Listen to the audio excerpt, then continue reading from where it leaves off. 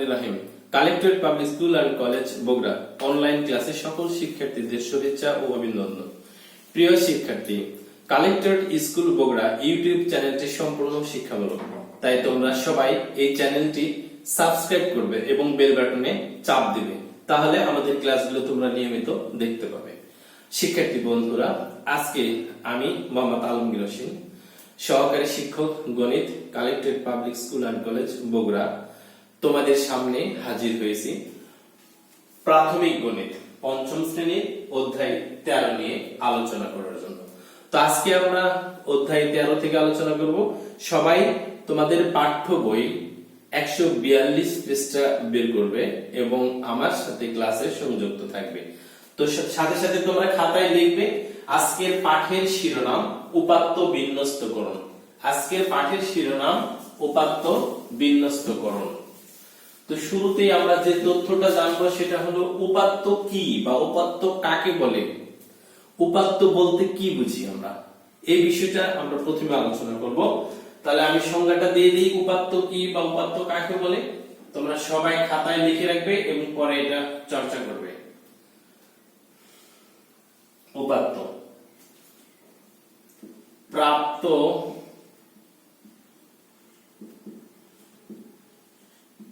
তথ্যসমূহকে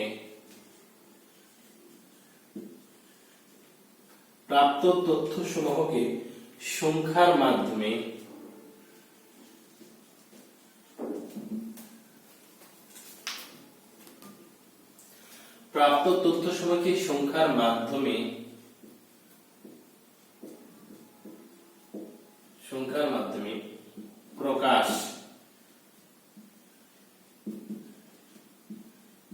প্রকাশ করাকে উপাত্ত বলে।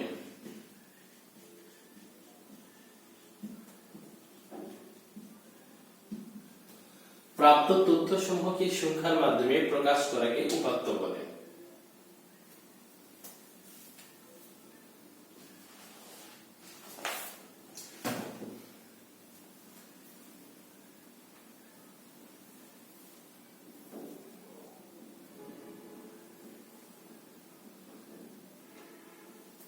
তাহলে আমরা এখান থেকে যেটা জানলাম সেটা হচ্ছে কি উপাত্ত কি বা উপাত্ত কাকে বলে। প্রাপ্ত তথ্যসমূহকে সংখ্যার মাধ্যমে প্রকাশ করাকে উপাত্ত বলে। এবার দেখো আমাদের শিরোনামে আছে উপাত্ত বিন্যস্তকরণ।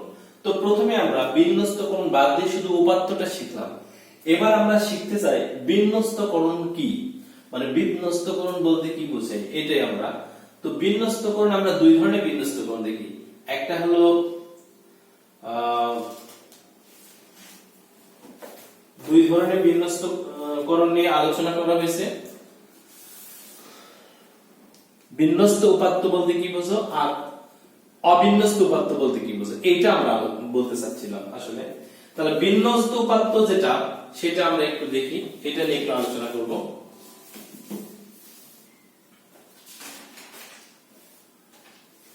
বিন্যস্ত উপাত্ত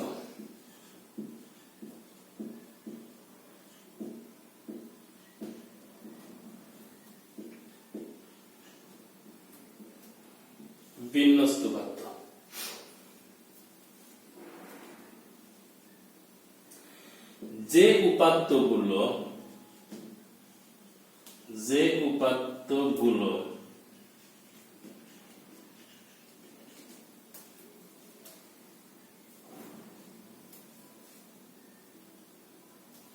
যে উপাত্তগুলো মানের ক্রমানুসারে সাজানো থাকে।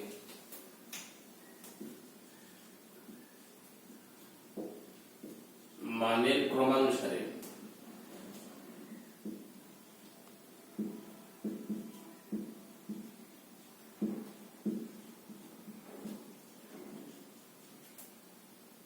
সাজানো থাকে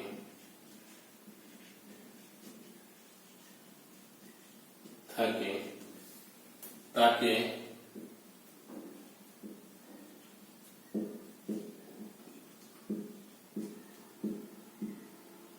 বিন্যস্ত উপাত্ত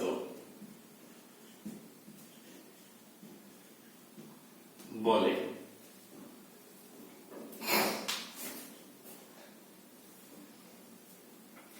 যে উপাত্তগুলো মানের ক্রমানুসারে সাজানো থাকে তাকে বিন্যস্ত উপাত্ত বলে। তো পাশাপাশি একটু আমরা বলে নিই অবিন্যস্ত উপাত্ত। অবিন্যস্ত উপাত্ত বলতে আমরা যেটা বুঝি যে উপাত্তগুলো মানের ক্রমানুসারে সাজানো থাকে না, অর্থাৎ এলোমেলো ভাবে থাকে, তাকে অবিন্যস্ত উপাত্ত বলে। তো আমরা কিছু উপাত্ত নিব, সেখান থেকে আমরা বিন্যস্তকরণ শিখব।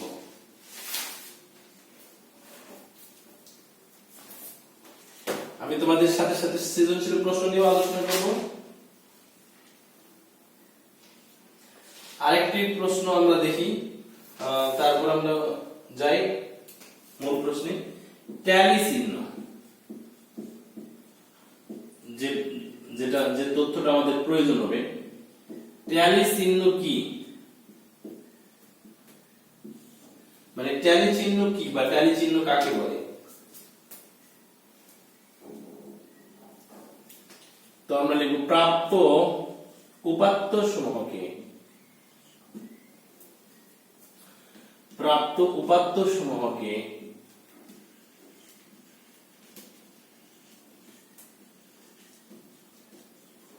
প্রাপ্ত উপাত্ত সমূহকে সংখ্যার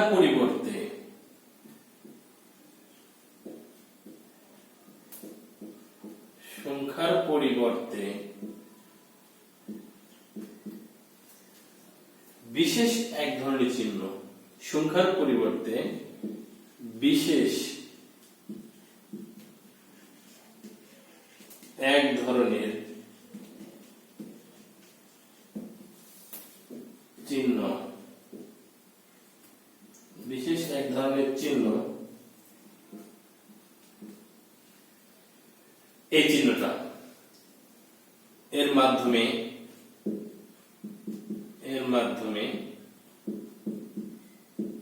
লেখা হয়, সংখ্যার পরিবর্তে লেখা হয়।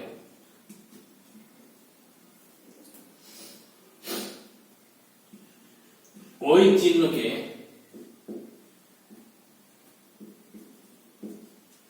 ট্যালি চিহ্ন বলে।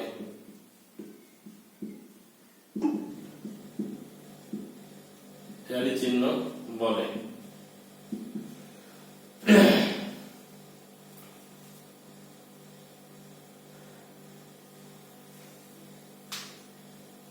যেমন যদি আমরা 7 বলি,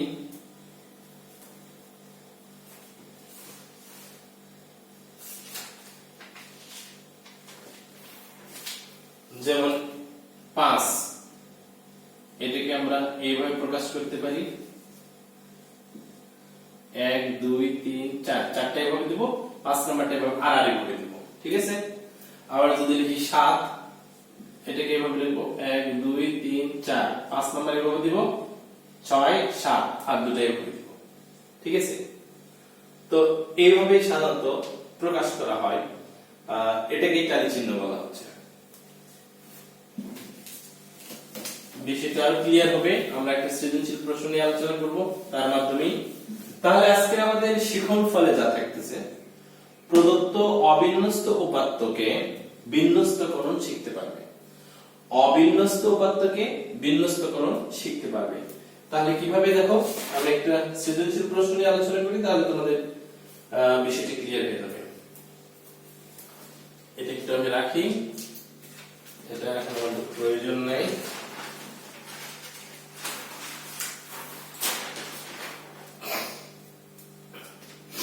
তাহলে আমি একটু লিখি উপাত্ত তথ্যগুলো।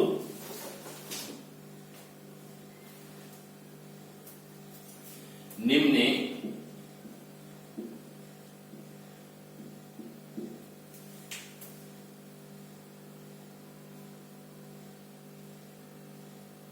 একটি বিদ্যালয়ের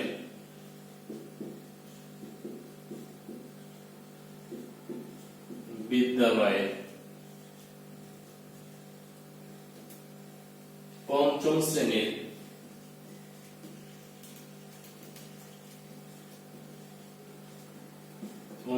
শ্রেণীর শিক্ষার্থীদের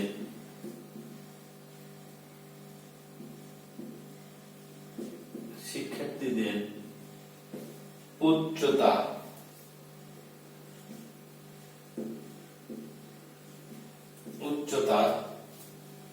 সেন্টিমিটারে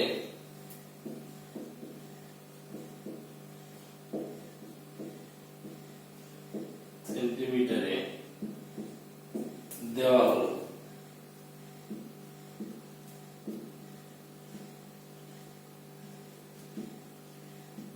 দেওয়া হলো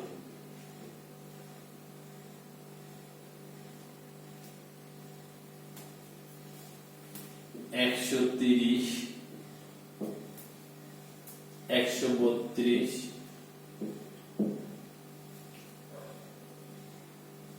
134 121 128 123 138 124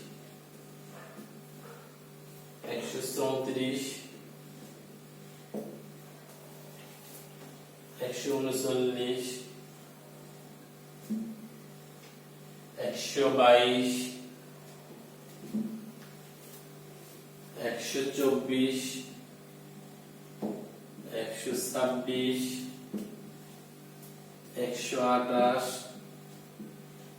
128 123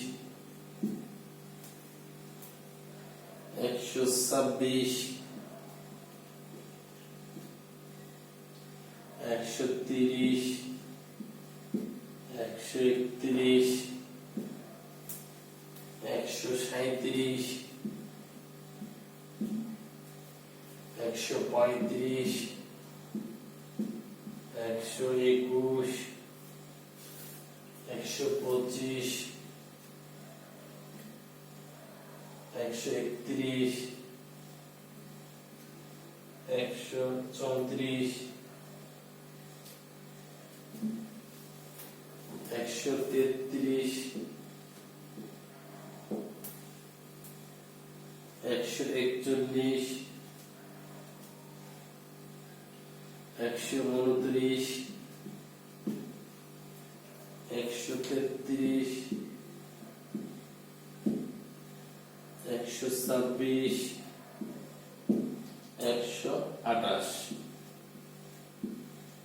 আচ্ছা তাহলে টোটালে কয়টা আছে একটা দুটো তিনটা চারটা পাঁচটা ছয়টা 7 8 9 10 11 12 13 14 15 16 17 18 19 20 21 22 23 24 25 26 27 28 29 30 তাহলে 30 জন শ্রেণীর বা 30 জন শিক্ষার্থী উচ্চতা দেওয়া আছে সেন্টিমিটারে একজনের কত 130 সেন্টিমিটার 132 সেন্টিমিটার 134 সেন্টিমিটার 121 সেন্টিমিটার এভাবে দেওয়া আছে তাহলে ক নাম্বার প্রশ্ন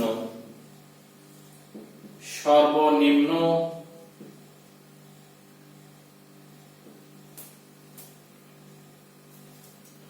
ও সর্বোচ্চ উপাত্ত দুইটি লেখো এটাতে 2 নাম্বার থাকবে বা 1 নাম্বারও থাকতে পারে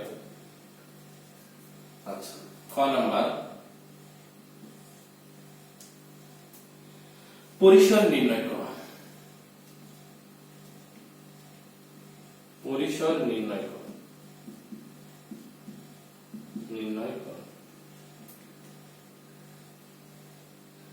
গ নাম্বার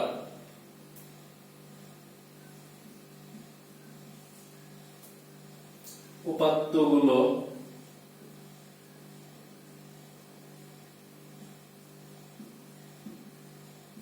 সারণীবদ্ধ করো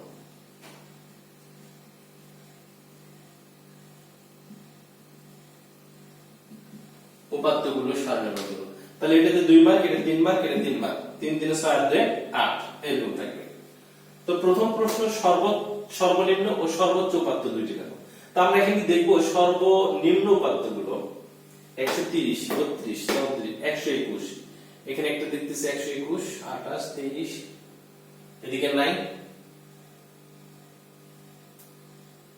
21 নাই, তাহলে সর্বনিম্ন 121 আমরা পেয়ে গেছি, সর্বনিম্ন 121। আর সর্বোচ্চ উপাত্ত দুইটি দেখো, সর্বোচ্চ উপাত্ত দেখো 32, 34, 38, 39, 39, তারপরে এদিকে নাই একটা পাইছে 41 আর নাই, তাহলে সর্বোচ্চ উপাত্ত হলো 141। তাহলে ক নম্বর প্রশ্নের উত্তরে আমরা লিখব যে এখানে সর্বনিম্ন উপাত্ত 121 এবং সর্বোচ্চ উপাত্ত 141। ক নম্বর প্রশ্নের উত্তর হয়ে গেল। তাহলে ক নম্বর প্রশ্নে আমরা কি লিখব? সর্বনিম্ন উপাত্ত 121 এবং সর্বোচ্চ উপাত্ত 141। ওকে। খ নম্বর প্রশ্ন, পরিসর নির্ণয় করো। তো পরিসর নির্ণয় করার একটা সূত্র আছে, আমরা সূত্রটা লিখব। খ নম্বর প্রশ্নের উত্তর,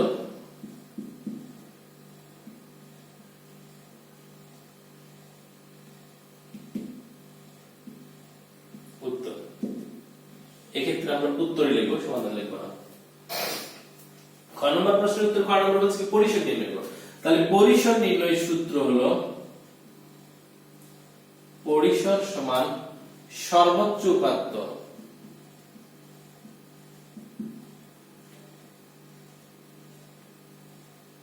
বিয়োগ সর্বনিম্ন উপাত্ত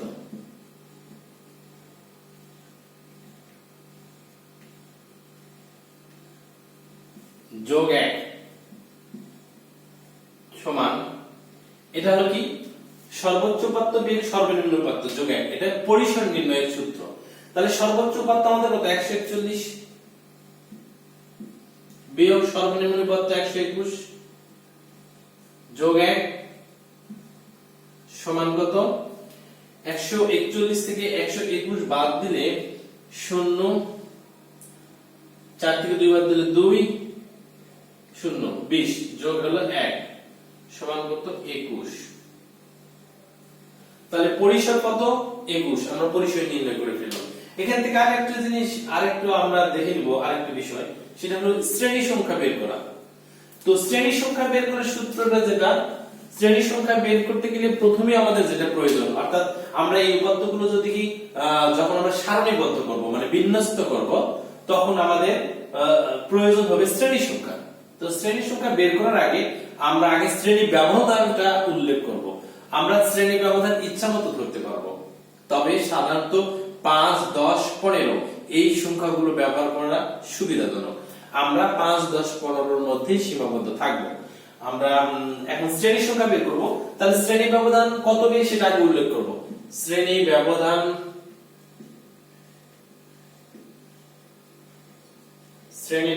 আমরা 5 নিলাম।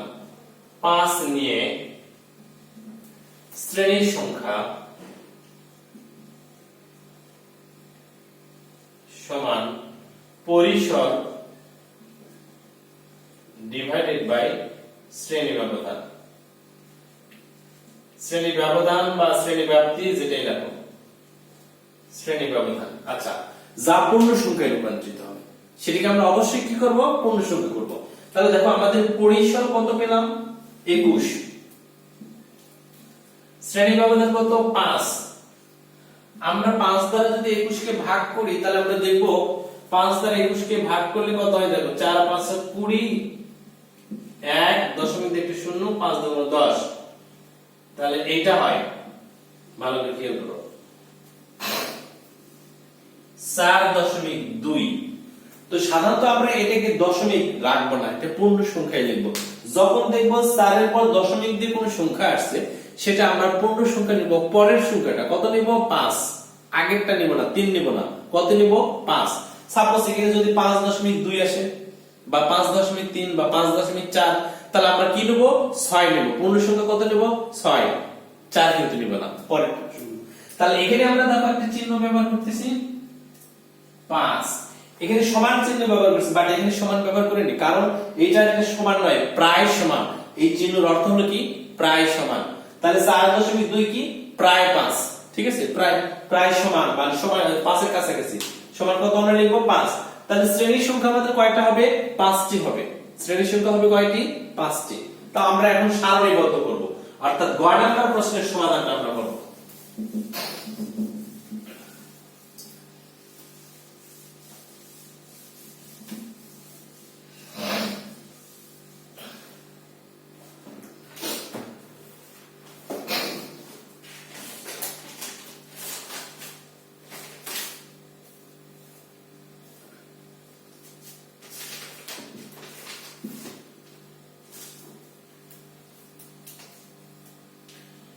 গ নাম্বার প্রশ্নের উত্তর।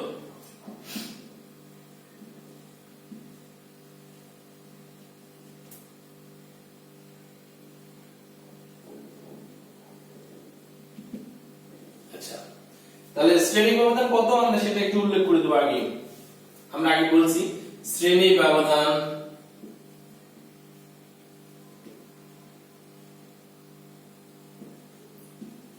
পাঁচ নিয়ে উপাত্তগুলো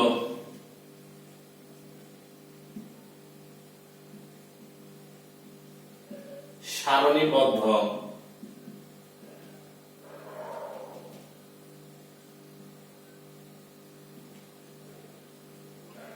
করা হলো। সারণীবদ্ধ করা হলো। তাহলে দেখো এইভাবে প্রথমে এটা থাকবে শ্রেণী ব্যবধান,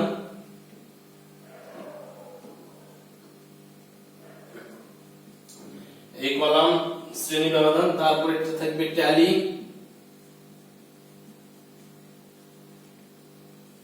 তারপর ঘটন সংখ্যা,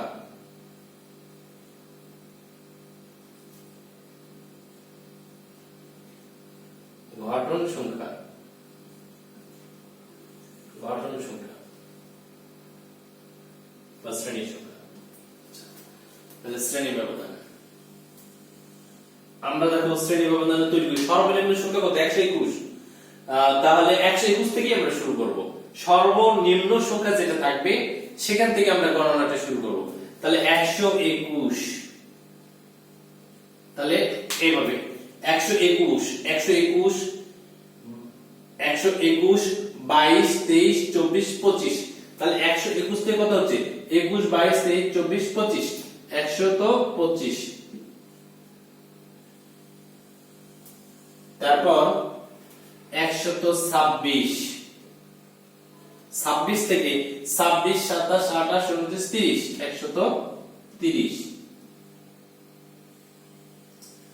এরপর দেখো এই যে এখানে বারবার যে সংখ্যাটা আসবে একক স্থানাঙ্ক 5 আর 0 আসবে, এটা আমরা ভালোভাবে খেয়াল করব। আর এদিকে 1 আর 6 আসবে, তাহলে 131 135 136 141 সরি 36 37 38 39 40 140। শ্রেণীর সংখ্যা কত আমরা বলছিলাম 5টি, যে 1টা 2টা 3টা 4টা, এটা বাদ দিয়ে কিন্তু শিরোনামটা বাদ দিয়ে 141 145 এটা।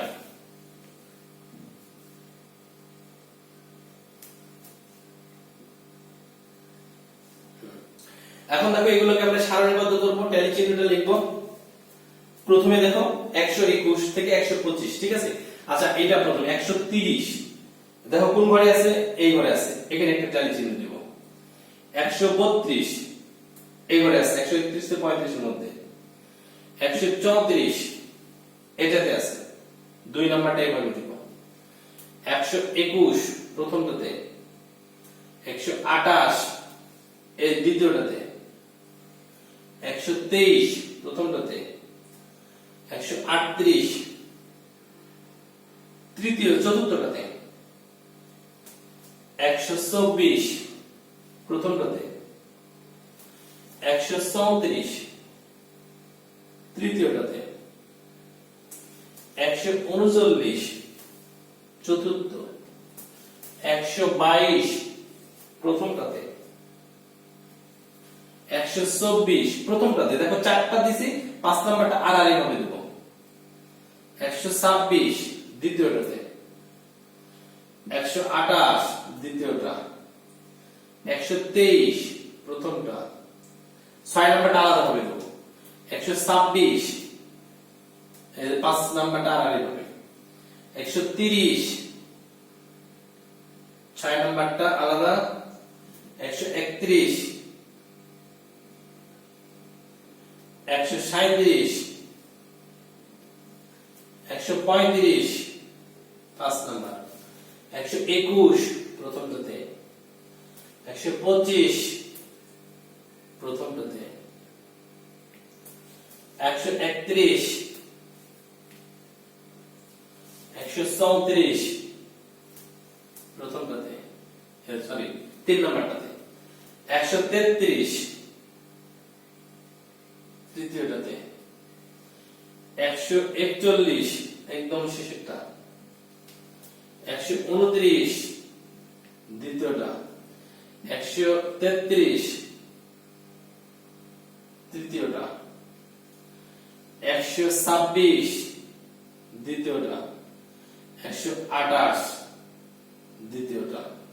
তাহলে 40 সংখ্যা আমরা যেটা পাবো 5 3 8 ঘটন সংখ্যা, 5 4 9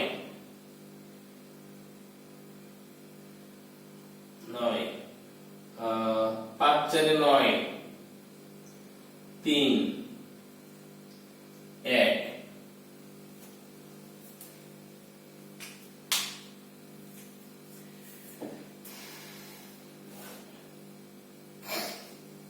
তাহলে এইটাই হলো আমাদের কি গ নম্বর প্রশ্নের উত্তর। গ নম্বর প্রশ্ন কি ছিল, যে সারণীবদ্ধ করো, উপাত্তগুলো সারণীবদ্ধ করো। তাহলে এইটা আমাদের সারণীবদ্ধ হয়ে গেল। আমরা লিখব শ্রেণী ব্যবধান 5 নিয়ে উপাত্তগুলো সারণীবদ্ধ করা হলো। তাহলে প্রথমে কলামে থাকবে শ্রেণী ব্যবধান, তারপরে থাকবে ট্যালি, তারপর ঘটন সংখ্যা।